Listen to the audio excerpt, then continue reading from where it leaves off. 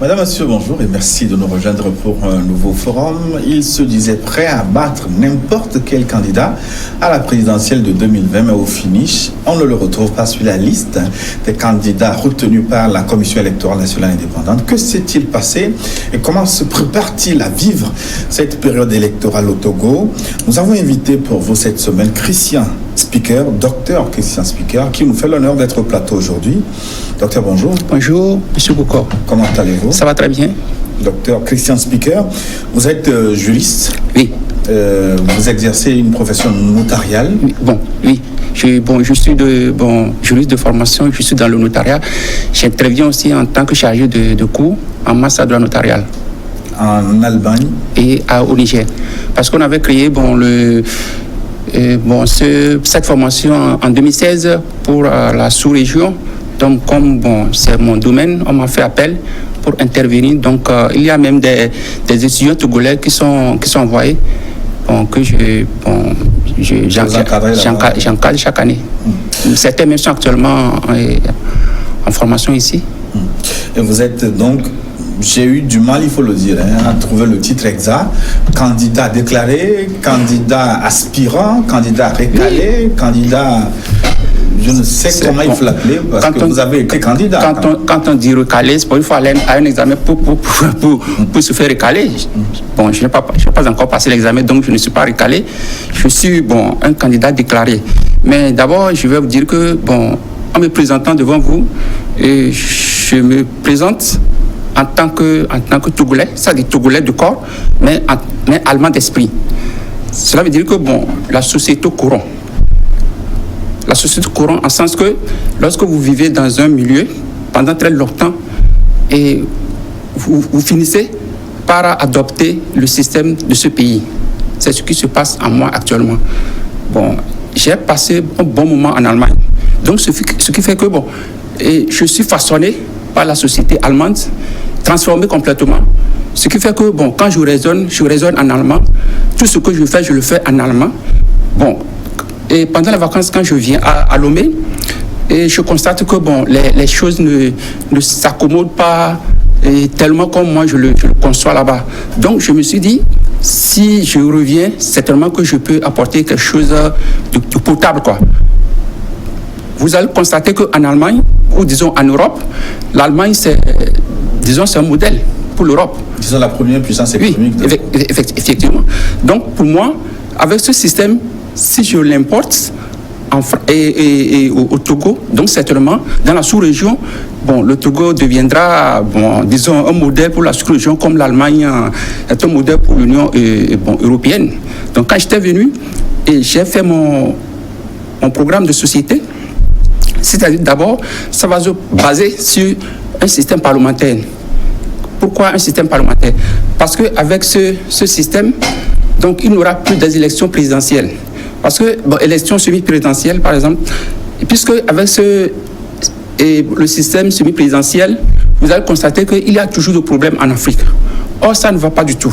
Donc, avec le système parlementaire, il n'y aura plus des élections semi-présidentielles, mais des élections parlementaires. Des élections parlementaires, c'est-à-dire on fera des élections législatives.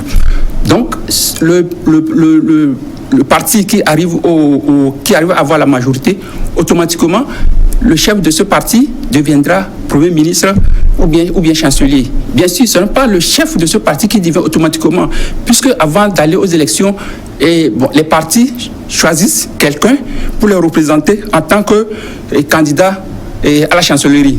Donc, si ce candidat est élu comme député automatiquement, et si le parti aussi arrive à avoir la majorité, automatiquement, il devient chancelier de l'Allemagne. Donc, je me suis dit, avec ce système, ça va nous permettre d'évoluer et finir avec le système français qui nous apporte trop du mal en Afrique. Donc, c'est la raison fondamentale qui vous a poussé. Voilà. Ce n'est pas seulement la raison du système parlementaire. D'abord, sur le plan économique, vous allez voir qu'il y a trop de chômage au Togo. Or, j'aimerais quand même aussi de reformer complètement le système éducatif. Comment ça se passe? Et en Allemagne, lorsque l'élève commence l'école au CP1, ici on l'appelle CP1, là-bas c'est classe 1. Donc c'est le même maître qui encadre l'enfant jusqu'au CE2. Là-bas c'est classe FIA. Donc l'élève reste dans la même classe pendant 4 ans. Donc, bon, pendant 4 ans, donc le maître sait quel élève peut faire des études poussées et quel élève ne peut pas faire des études poussées. Donc à partir de CM1, là-bas c'est classe FUNF, donc on oriente les enfants. Soit vous prenez la route qui mène au lycée, gymnasium, ou bien la route qui mène à la formation professionnelle. Très bien. Donc, et quand vous sortez, quand vous prenez la voie du lycée, donc après le bac, automatiquement vous allez à l'université. Quand vous prenez la voie qui mène à la formation professionnelle, au 7e, 9e classe, vous commencez proprement dit une formation professionnelle et vous faites 3 ans là-bas. Comment ça se passe?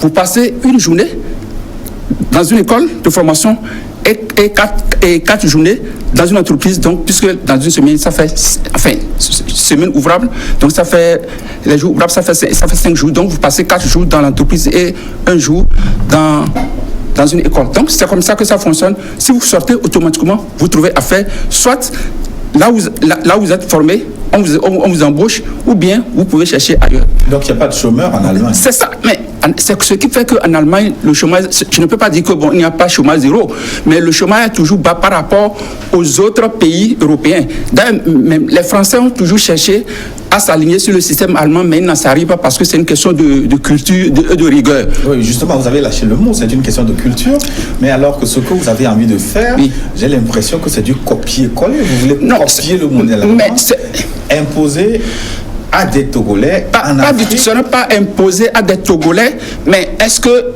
le système français que nous adoptons, est-ce que c'est le système à nous? Mais pourquoi nous l'adoptons?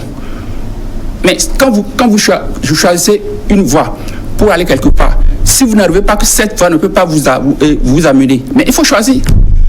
Il faut choisir. Et moi, c'est comme ça que moi je suis venu avec un bon système. Bon système qui peut nous permettre de devenir un modèle dans notre sous-région ici. C'est ce qui fait que moi je suis revenu.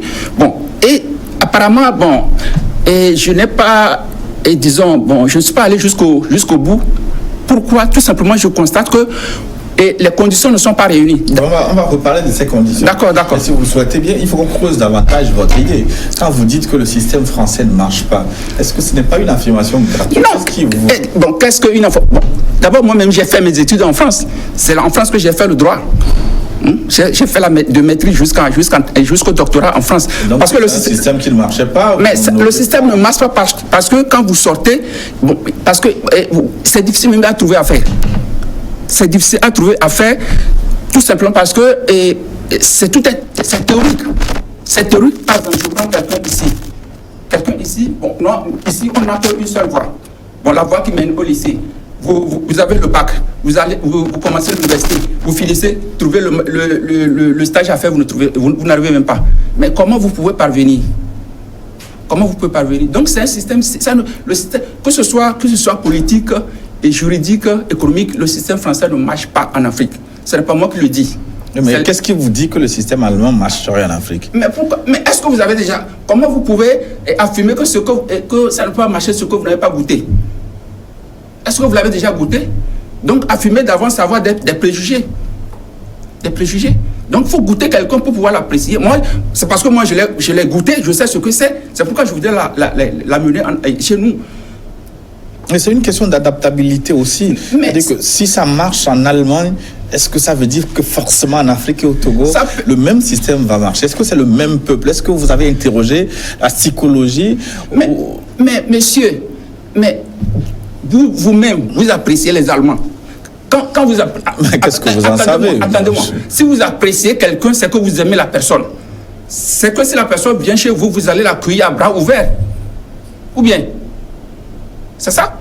Donc moi je pense que si ça vient, mais il faut l'expérimenter d'abord pour savoir si ça va marcher ou bien ça va marcher. Mais pourquoi ne pas expérimenter le modèle chinois? Pourquoi pas le modèle coréen? Pourquoi pas les Américains? Le modèle chinois, c'est que bon, et vous savez, j'ai fait le droit, donc il y a souvent trois systèmes politiques enfin en Europe, quoi, ou bien dans le monde, il y a le système semi-présidentiel, que la France utilise, le système présidentiel que les États utilisent, le système parlementaire que la plupart des pays de l'Union européenne utilisent. Donc en Europe, dans l'Union européenne, c'est la France qui fait exception. La plupart, vous allez constater que dans la plupart des pays de l'Europe, il n'y a que des premiers ministres ou monarchie avec président de la République dont le titre est honorifique. Mais la plupart il n'y a que des premiers ministres. C'est en France seulement qu'il y a le président de la République. Ouais, donc ça ne marche pas du tout. Docteur Christian Spiquet, est-ce qu'il ne serait pas plus intéressant de réfléchir pour trouver un modèle africain plutôt que de vouloir... Quel modèle africain vous avez? Dites-moi, quel modèle africain vous avez? Justement, est-ce que ce n'est pas l'occasion de réfléchir? Vous voulez confier à un chef du village? Vous voulez confier la République à un chef du village? Ou bien quel modèle? Dites-moi, quel modèle vous avez en Afrique? Est-ce qu'on a un modèle de chef en Afrique? Non, on n'en a pas. Mais vous voulez dire que l'Afrique n'a jamais été structurée, dirigée? Mais c'est un chef. On a des chefs au village. Si vous voulez amener les chefs à Lomé 2, tant mieux. Donc on a des chefs. Mais le système qui peut marcher bien structuré, moi je pense que c'est le système allemand. Donc si on essaie de l'expérimenter, vous allez voir dans 5 ans comment sera notre pays ici. Oui, mais au même moment, le système américain dont vous parlez, le système présidentiel, a fait ses preuves dans certains pays, comme le système présidentiel. On parle du Rwanda, par exemple. Pourquoi je ne m'avance pas, je ne m'avance pas sur ce thème? Parce que nous aimons beaucoup l'autorité. Le présidentiel, vous voyez, donc, comment on calcule même,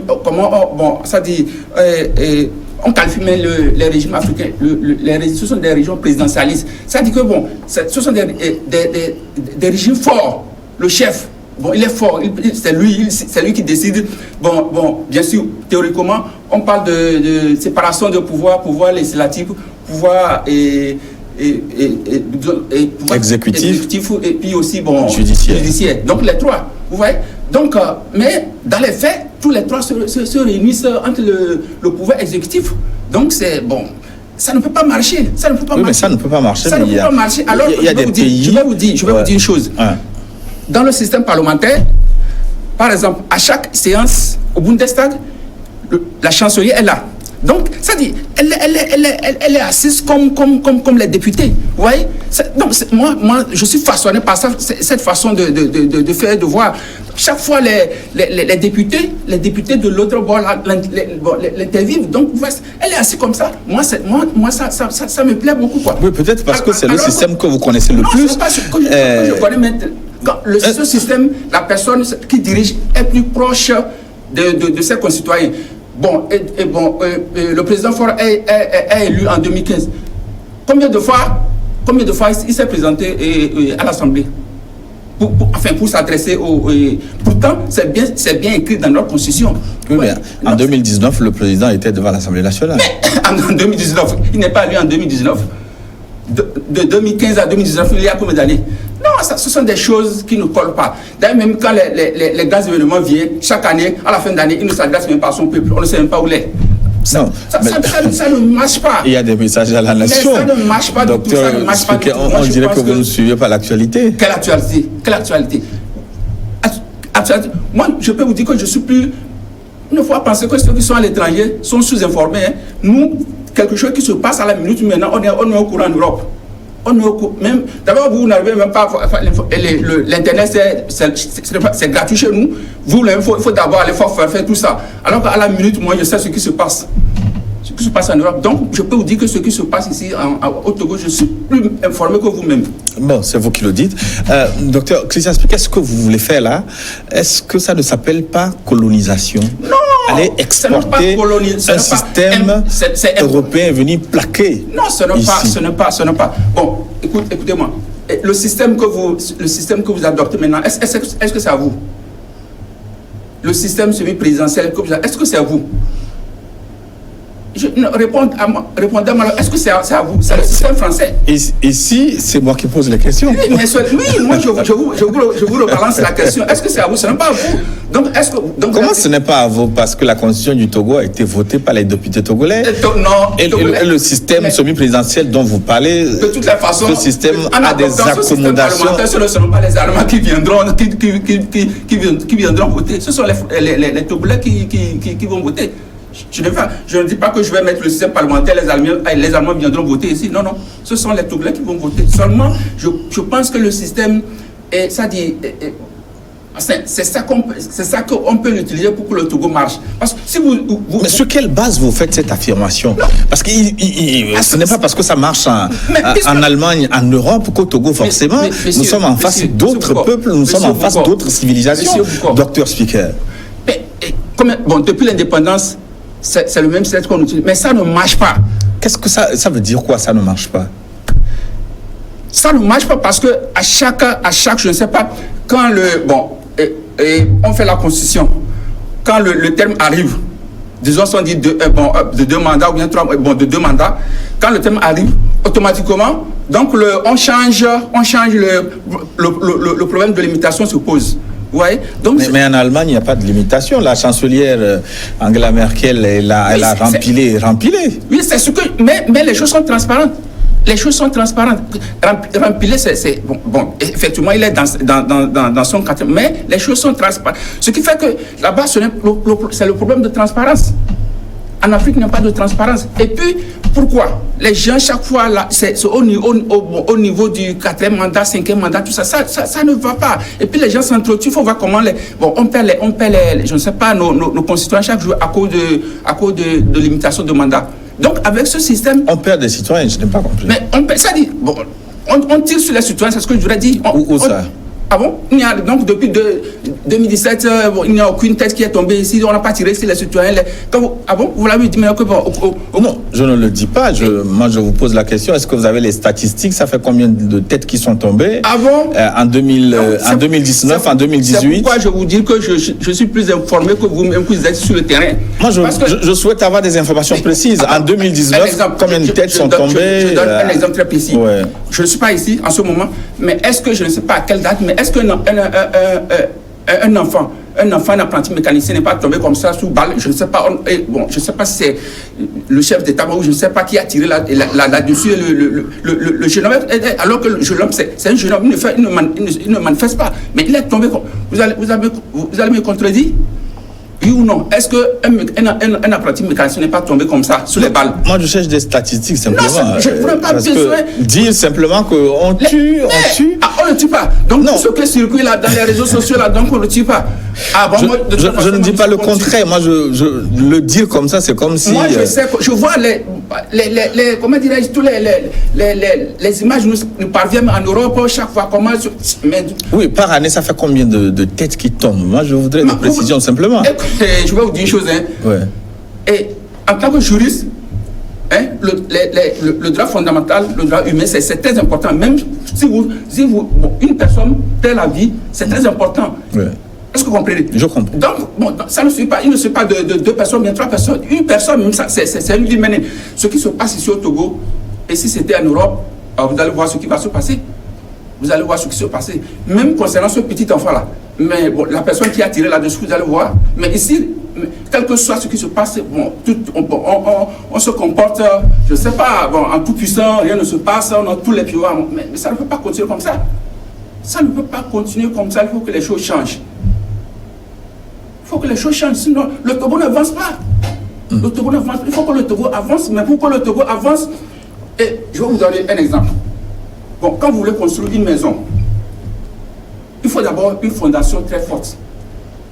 Il faut une fondation très forte. Et pour élever cette maison, il faut des matériaux aussi bien adaptés. Or, ici, au Togo, je considère que notre construction, c'est comme la fondation. La construction n'est pas solide. Tout ce qu'on va mettre là-dessus, c'est fini. Ça s'écroule. Donc, si la fondation est forte, les matériaux sont solides, vous allez voir comment nous allons construire une belle maison ici. Moi, c'est ce que j'ai en tête.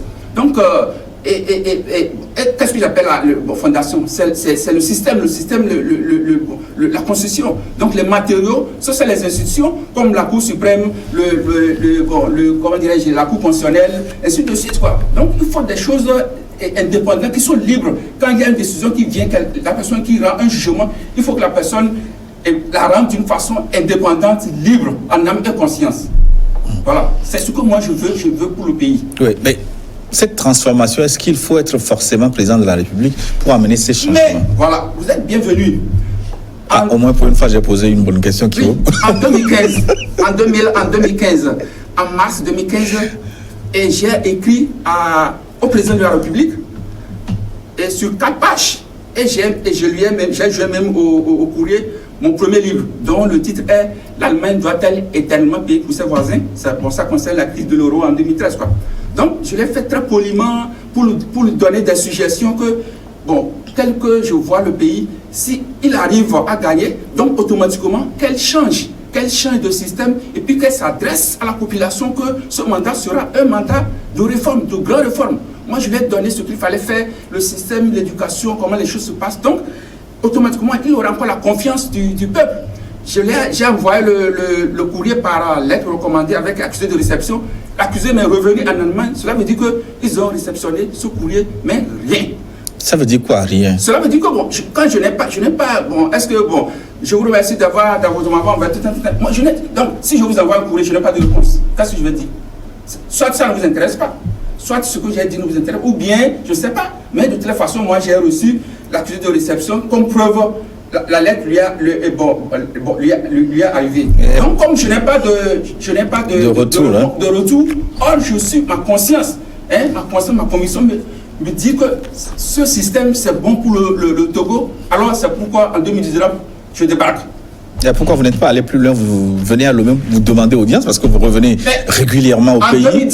Vous demandez audience, vous faites conférence de presse, 2017, vous passez sur les médias pour dire ce que vous voulez faire. En 2017, je suis venu, j'ai cherché à vérifier si le courrier lui est parvenu ou pas. J'étais parti et demandé, je n'ai pas dit l'audience, j'ai reformé, une demande. En 2017, on m'a dit, pour faire une demande, il faut aller à l'ancienne présidence. J'ai été là-bas, j'ai remis, on m'a donné le truc là. On a cacheté la copie pour me dire que ça a été reçu. Et on m'a dit, si c'est accordé dans 2 semaines, vous avez un numéro de téléphone dans 2 semaines, tout ça là, si c'est accordé, c'est tout juste pour savoir si le courrier avec le bouquin que je lui ai envoyé en 2015 est arrivé. Rien aussi. Donc, tout ça, et même quand je suis arrivé, quand je suis arrivé, j'ai été même chez votre confrère, je ne sais pas, Pyramide. Comme je passais souvent, donc j'ai abordé le secrétariat. J'ai dit, en tant que diaspora, en ce moment, je n'ai pas encore déclaré ma candidature. J'ai dit, donc, bref, vous avez fait cette tentative. Voilà. Qu'est-ce qu'on m'a dit? On m'a demandé, est-ce que j'appartiens à un parti? Je dis non. Est-ce que j'ai un mouvement? Je dis non. Mais dit à quel titre vous voulez parler? Je dis je suis de la diaspora. On dit non, on ne vous accorde pas. Oui, mais c'est quand même normal. Donc cela veut dire que je n'ai plus. Donc par quel moyen je peux m'adresser au peuple? J'ai envoyé un courrier au président de la République, je n'ai pas reçu. Donc, quand je suis venu, j'ai été à Pyramide pour voir si je peux m'adresser. Oui. Donc, je n'ai pas. On m'a dit que je n'appartiens pas. Donc, je dis en tant que Togolais. Il vous revient de décider votre stratégie de communication. Non, quelle communication? Qu'est-ce que vous voulez que je fasse? Dites-moi, qu'est-ce que vous voulez que je fasse? Vous payez un consultant en communication. Non. Il vous dira ce qu'il veut vous faire. En tout cas, je suis Togolais. Oui. Je suis Togolais comme les autres. Donc, je dis, maintenant, je ne veux plus passer par l'intermédiaire. Je voudrais m'adresser directement maintenant au peuple. Et maintenant, présenter ce que je voudrais présenter au peuple. Donc, je lui présente. Si le peuple adhère, tant mieux. Oui, mais vouloir être président de la République, ça ne vient pas d'un coup de tête. Est-ce que... Mais, écoutez. Et le livre là... Ouais. Le livre dont nous allons parler d'ailleurs. Je ne l'ai pas. Voilà, quel président? Je ne l'ai pas écrit dans 2 jours. Oui, face à la politique africaine de la France. Je ne l'ai pas écrit dans 2 jours. Je l'ai écrit, ça fait. Je l'ai commencé c'est en janvier 2019. Donc cela veut dire que c'est quelque chose que je prépare minutieusement. ma candidature, ce n'est pas aujourd'hui que je le prépare. Et puis, je ne voudrais pas, aller jusqu'au, je ne sais pas, ce que j'avais dit au jour de ma déclaration.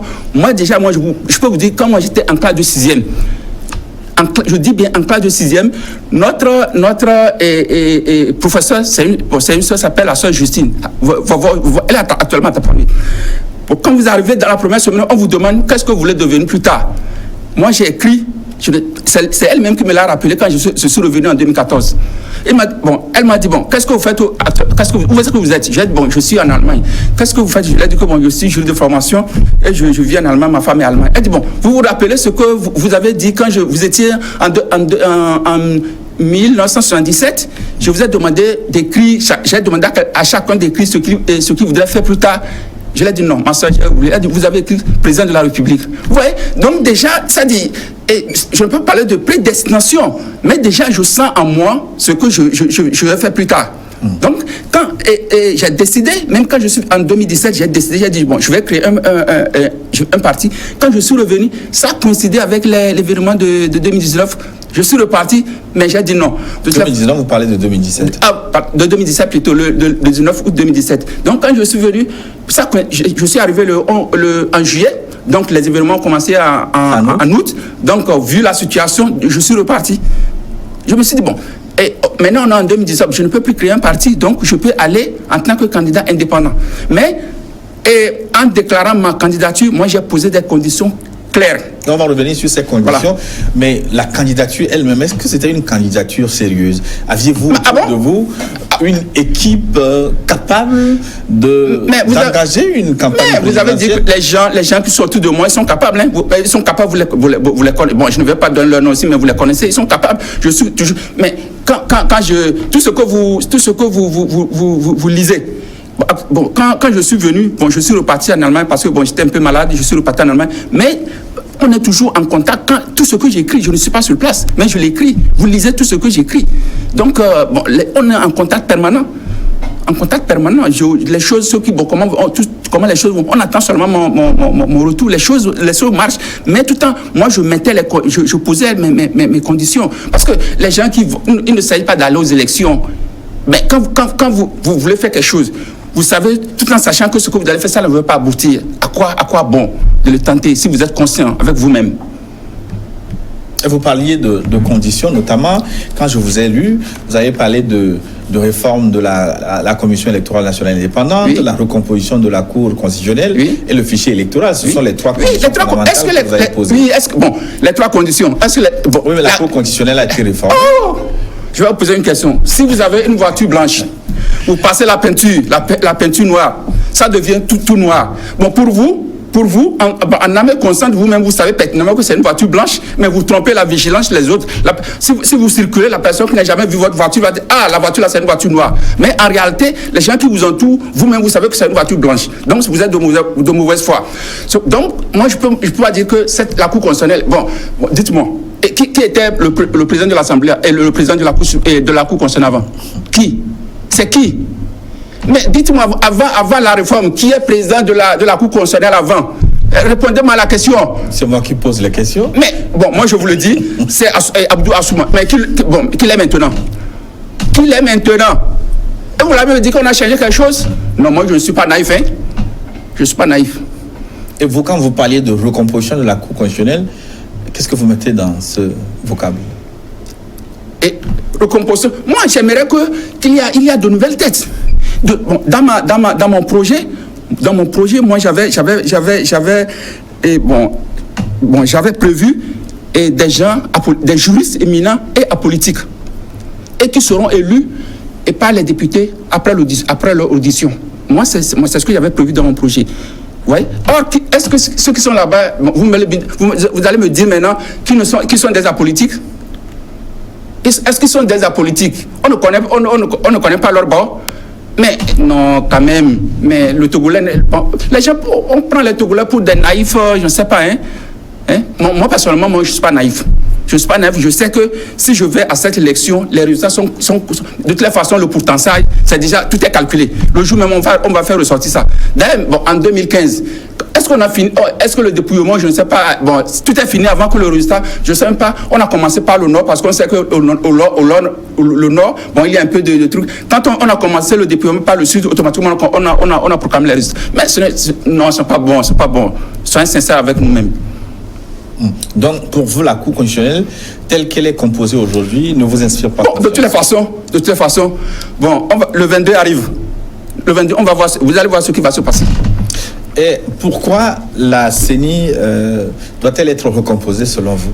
La CENI, mais vous me posez des questions qui ne... Mais tous ceux qui sont là-bas, vous les connaissez. Vous connaissez tous ceux qui sont là-bas. Tous ceux qui sont là. Bon, est-ce qu'il y a quelqu'un de cas là-bas? Bon, lui là, il y a quelqu'un, mais il est sorti parce que bon, ça n'inspire pas de confiance. Il y a quelqu'un de PNP là-bas, il y a quelqu'un de ANC là-bas, ainsi de suite. Pourquoi y aurait-il quelqu'un de PNP? Non, mais c'est le code électoral. Non. Donc il faut dire que bon, dans le code fixe les règles de composition de la commission électorale. Les règles, c'est qu'il faut tous ceux qui vont siéger là-bas, donc il faut qu'ils appartiennent à un seul parti. Un seul. Bon. Tel que vous connaissez. Il y a des représentants d'autres partis politiques. Il n'y a pas que l'Uni à la CENI. Quel parti? Il y a l'UFC. Vous avez un représentant de l'ADI. Et vous pensez. Je peux continuer par vous les citer. Mais ils sont trois, peut-être. Ils sont trois. Il y a quelqu'un d'ADI, il y a quelqu'un de UFC, quelqu'un du cas. Donc le cas dit que bon, ça n'inspire pas confiance, le cas est sorti. Donc si les deux sont là, bon, c'est peut-être parce que bon, ils ont maintenu leur candidature, mais moi je vous avoue que ce ne sont pas les deux personnes qui vont pouvoir faire quelque chose de là-bas. Hein. Moi je vous l'avoue. Donc non, ça n'inspire pas confiance. Et le fichier électoral? Quel fichier? Vous avez demandé la réforme du fichier électoral. Mais, voilà, est-ce que c'est fait? Ce n'est pas fait. Ce n'est pas fait. C'est comme par exemple, vous avez rempli quelque chose à moitié. Et on vous dit, mais là, bon, certainement que ce qui est en bas, donc ce n'est pas la même chose. Donc il y a un mélange. Donc il faut ressortir pour vous dire non, vous n'allez pas ressortir. Vous ajoutez seulement, tout en sachant que quelque chose qui est en bas là, ce n'est pas bon. Même, qu'est-ce qui vous le fait dire? Parce que ce fichier a été audité par qui? La CEDEAO. Voilà. Vous êtes bienvenus, vous êtes tombé dans votre propre piège. Ce qui a été édité, est-ce qu'on a remis ça et quand l'opposition a demandé à voir, est-ce qu'on lui a donné ça? Est-ce qu'on lui a donné ça? Mais c'est parce que ça pue, ça sent. C'est pourquoi il ne veut pas que l'opposition voit ça. C'est tout. Donc, ils n'ont qu'à. Bon, s'ils savent que ce qui est là, c'est bon, donc ils n'ont qu'à amener la preuve, ils n'ont qu'à amener le dit qui a été fait. Ils n'ont qu'à amener. S'ils ne l'ont pas amené, c'est parce qu'ils savent que ce qui est là, c'est mauvais. Donc, moi, je ne peux pas savoir, je ne peux pas, tout en sachant que ce qui. Le fichier n'est pas transparent et je vais aller aveuglement. Moi, je ne suis pas. Moi, étant venu de l'Allemagne, moi, certaines rigueurs en moi, certaines cultures, certaines, je ne sais pas, de façon à faire, et tout ça, ne me permet pas d'agir autrement. Je ne peux pas agir autrement. Vous connaissiez, vous qui disiez tantôt que vous étiez au parfum de l'actualité politique du Togo, vous connaissiez toutes ces informations avant de déclarer votre candidature? Je connais même, je disais que, parce que je connais même tout en posant mes conditions. Parce que si je ne déclare pas ma candidature et que, bon, je sais pas, bon, par surprise ou bien, je sais pas, la pression est tellement élevée qu'ils sont arrivés à faire les réformes. Bon, moi, j'ai déposé ma candidature tout en posant des questions. Vous allez constater que dans mes derniers écrits, je disais même que il faut la pression. Il faut la pression. Bon, j'ai lu que... Pression, qu'est-ce que vous j'ai pression, la mobilisation de la population. Parce que... qu'est-ce que vous avez fait pour mobiliser cette population? Ah bon? Qu'est-ce qu'on a fait en 2017? On parle de vous. Non, moi seul, je peux pas faire quelque chose. Oui, mais qu'est-ce que vous avez initié? Moi, la pression, la mobilisation. Bon, est-ce que c'est en 2017, il n'y a pas, les gens ne sont pas descendus. Donc, sur ce plan même, je vais vous dire que tout au long de mon séjour ici, je constate que toutes les couches sociales togolaises sont corrompues. Sont corrompus en ce sens que, bon, quand on fait les manifestations, je ne vois jamais ceux qui exercent les professions libérales. Je ne les vois jamais. Ce sont les pauvres, ceux qui conduisent les médias, tout ça là. Ils sont là, ils ne sortent pas. Ils ne sortent pas. Les gens qui sont bien, qui sont des cas, ils ne sortent pas. Donc, ce qui veut dire que, ça dit, en principe, ce sont eux qui devraient donner encore de la vigueur, de la force à la personne. Mais ils ne sortent parce que ils pensent à leurs gros clients qui sont dans le parti, ils ne veulent pas perdre leurs clients, tout ça. Mais c'est pas bon, c'est pas bon. C'est triste. Vous avez vu ce qui s'est passé en Algérie. Il y a des avocats en toge, les médecins, en blouse blanche. Au Togo, est-ce que vous avez vu ça ici? Vous sont des Togolais, mais ils restent dans leur salon avec, je ne sais pas, en parlant de alternance. L'alternance ne vient pas tout seul. Ou bien, ce sont les enfants qui vont faire des alternances et puis eux, ils vont bénéficier. Ce n'est pas ça, c'est pas ça, c'est pas ça. Et vous, mais curieusement, je ne vous ai jamais entendu appeler à la mobilisation, la population sortie dans les rues. Est-ce que vous n'avez jamais organisé une manifestation publique? Mais je vais vous dire que moi, j'ai quitté le pays en 88. Et j'ai fait 10 ans à Niamey.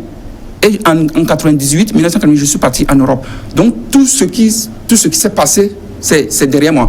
En 2017, quand je suis revenu dans l'intention de créer un parti, ça a coïncidé avec les mouvements. Donc, j'ai participé. Le 6 ou bien le 7 septembre, j'étais parmi eux, parmi les leaders. J'étais devant. Bon, quand on est arrivé à Décon, il y avait une marée humaine. Les gens voulaient marcher sur la présidence. Bon, on ne savait pas quoi faire. Bon, les gens tâtonnaient. Il y a Atisso qui avait pris le haut-parleur pour donner de la force aux gens. Les gens chantaient les chants de combat, de lutte, tout ça. Donc, je me suis approché calmement et vers Jean-Pierre Fabre. Bon, il ne me connaît pas. Donc, j'ai présenté mon passeport. Je lui ai dit, bon, je suis venu en congé. Mais quel passeport aviez-vous présenté? Bon, je lui ai présenté un passeport. J'ai 2 passeports. J'ai le passeport allemand, j'ai le passeport français et le togolais. Est-ce que c'est possible? Mais pourquoi ce n'est pas possible? Oui, mais parce qu'il faut, pour être allemand, il faut renoncer vous voyez, c'est pour dire que quelque chose m'attend dans ce pays. Ça dit, vous me placez dans le bon, je ne sais pas. Et en 2008, normalement, avant, un Togolais un étranger qui voudrait prendre la nationalité allemande doit renoncer à sa nationalité d'origine.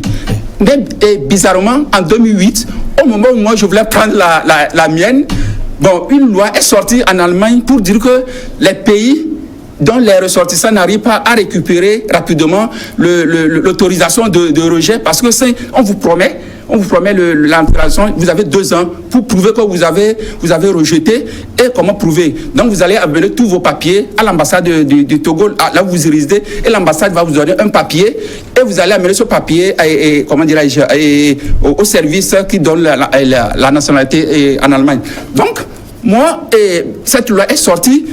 Le Togo fait partie de ces pays qui ne traînent pas. C'est comme ça que moi j'ai eu la nationalité allemande sans rejeter ma nationalité togolaise. Voilà. C'est pour dire que Dieu même sait ce qui m'attend dans ce pays. Sinon, pourquoi on rejetait avant et au moment où moi je voulais prendre, on dit on ne rejette plus? Il faut conclure. Tout ça me donne de la conviction que j'ai quelque chose pour mon pays. J'ai quelque chose pour mon pays. Donc ça, c'est une parenthèse. Et maintenant, on revient à l'affaire de Décon. Quand vous avez approché Jean-Pierre Fabre, qu'est-ce que vous lui avez dit? J'ai dit à M. Fabre, il faut traîner les pas. Il faut traîner les pas, il faut les laisser marcher sur la présidence. Moi, je lui ai dit ça. Et Fabre m'a répondu, bon, s'il les laisse, on va tirer sur eux, on va revenir tirer sur et puis ils viendront tirer aussi à Décon. Moi, en ce moment, moi, je ne suis rien dans leur. Moi, c'est un conseil de stratégie que j'ai donné parce que je sais que ce jour-là, c'est un jour très, c'est un jour de chance. Parce que s'ils ratent le jour-là, ça finit. Ils vont rater leur manifestation. Donc, vous avez donné des conseils pour une insurrection, non? Ça, c'est une insurrection? Oui, mais puisque vous appeliez à... Mais ça, ce n'est pas une insurrection. À marcher sur la présidence pour faire quoi? Quand les gens demandent la démission du président de la République, ça, ce n'est pas une insurrection. Les gens demandent la démission de toute la façon. Ce n'est pas quand vous demandez la démission d'un président, ce n'est pas dans votre chambre là que vous allez demander. Il faut sortir. Il faut sortir. Ce n'est pas à Décon que se trouve le président. Mais vous ne pouvez pas dire que vous voulez demander la démission du président de la République et rester et dormir à Décon. C'est pas ça. Oui, mais l'objectif de la marche, quand vous marchez à Décon, ce n'était pas la démission du président de la République. Mais c'est ce que les gens chantent. Non. C'est ce que les gens chantaient. Là-bas, moi, j'étais parmi eux. Les gens disaient, il faut démission. La marche avait été organisée pour obtenir le retour à la constitution de 99. Mais vous savez, monsieur, et le vote de la diaspora notamment. Je peux appeler ça aussi, c'est une stratégie de lutte. Quand je vous dis tout ce que je vais faire, quand je viens chez vous, je dis avec ce bâton, je vais vous frapper. Vous allez me laisser? Vous allez me laisser avec ce bâton? Non. Donc c'est une stratégie. D'ailleurs, je vous pose une question. Est-ce que même UNI communique? UNI ne communique pas. Il garde ça, il garde tout ce qu'il voudrait faire. Il ne garde pas. D'ailleurs, même moi, je reproche aux leaders de communiquer. Chaque fois, ils communiquent et puis le parti UNI tire je ne sais pas ce que. C'est ce qu'il voulait faire. Donc, on va le contrer. Mais UNI ne communique pas. Quand le président de la République voulait déposer sa candidature, c'est avant dernier jour. Et tout ça, ce sont lui-même sait qu'il va déposer. Maintenant, la stratégie va car on dit que c'est tout ça. Donc, c'est pour voir la réaction du peuple. Est-ce que comment le peuple va réagir en bonne stratégie, mais stratégie, si par exemple le dimanche là, le peuple, ça dit c'était la population. C'est levé, ça se levé. Peut-être que certainement que parce qu'il voit, il tâte le pouls de la population. Est-ce que la population va réagir ou pas? Mais la population n'a pas réagi. Donc on vient ici à Lomé, on dit je suis le parti m'a investi, mais le parti m'a investi. Donc est-ce que si on va vous investir, investir et que vous-même vous ne voulez pas, est-ce qu'on va vous obliger? Vous êtes chef du parti. Le parti voudrait vous investir. Vous dites non, vu mes amis, mes camarades, vu la situation, je veux choisir une autre personne. On va vous obliger de vous présenter? Non. Ça dit, si vous voulez faire quelque chose, il ne faut pas mettre ça sous la tête du parti. D'ailleurs, même l'opposition le fait. Les gens, avec la multiplicité des candidatures, les gens disent, le parti m'a investi, le parti m'a investi. Mais si vous alors qu'ils sont toujours seuls sur la liste. Non, ça c'est l'hypocrisie, que ce soit du côté du parti uni comme du côté de l'opposition. Tous ces gens-là, moi, ça pue quoi. Il faut que les choses changent. Donc, vous êtes, comment on va dire, l'homme parfait dans un océan. Non, je vous dis que moi, je suis devant vous en tant que Togolais encore et Allemand en esprit. Je viens avec ma rigueur allemande, c'est ce que je voudrais faire. Mais ça dit, la corruption, non, si je vous dis ce qui se passe en Allemagne, si vous faites quelques années en Allemagne, je vous dis, quand vous circulez en Allemagne, quand vous arrivez au feu rouge, même si c'est la nuit, que vous soyez seul ou pas, si le feu est rouge, vous arrêtez. C'est comme ça. C'est dans l'esprit. C'est dans l'esprit. Vous êtes seul, personne ne vous voit. Mais quand il y a feu rouge, vous ne pouvez pas traverser. Mais personne ne vous voit. Personne n'a pas la police là-bas. Il n'y a personne pour vous dire. Mais là, c'est la nuit. Avec vos voitures, vous garez, vous attendez jusqu'à le feu vert. Donc, c'est inculqué dans l'esprit. C'est comme ça que moi je fonctionne. L'Allemagne comme Alice au pays des merveilles, comme si non, parce que il n'y a pas de difficulté. Je parle de la rigueur, Je ne dis pas qu'il n'y a pas ça, mais de la rigueur, le minimum. Ce minimum-là, on n'a pas ça ici. Ce minimum, on n'a pas. Il faut voir la corruption. Des choses ici même, on ne sait même pas combien le président de la République gagne par mois. Alors que dans les pays développés, ce sont les contribuables qui paient. Mais les contribuables ne savent pas combien ils gagnent. Ça, il faut dire, je ne connais pas. Mais, dites-moi, vous connaissez, dites-moi combien ils gagnent.